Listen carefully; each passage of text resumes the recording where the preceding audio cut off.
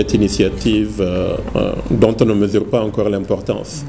Parce qu'au-delà d'une plateforme, c'est un véritable outil qui se met en place aussi bien pour le citoyen nigérien, il faut commencer par là, que pour l'administration nigérienne dont nous faisons tous partie, pour mieux la servir. Je disais tantôt, d'ailleurs il y a une expression en anglais, que la terminologie en anglais que je préfère utiliser au niveau de l'administration en parlant de public servants. C'est-à-dire, nous sommes là pour servir.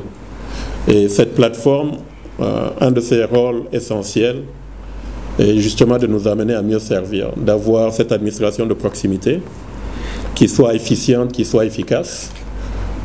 C'est pour ça qu'il faudrait une plateforme à travers laquelle le public, le citoyen va, au-delà des plaintes, va surtout faire des suggestions, va faire des constats pour que nous autres trouvions le meilleur de corriger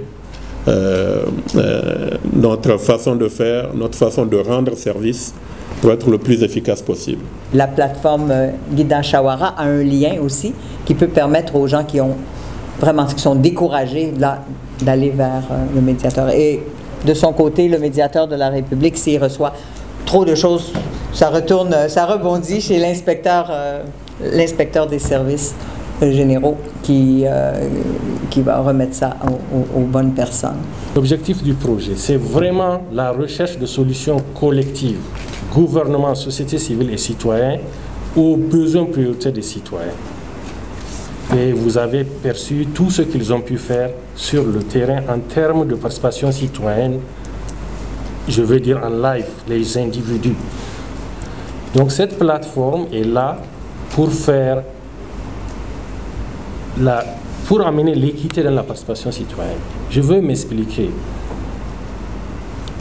En matière de gouvernance, de bonne gouvernance, il y a 4 critères principaux. La participation, l'inclusion, la transparence et la redevabilité. Si vous regardez cette plateforme, elle coche tous ces critères.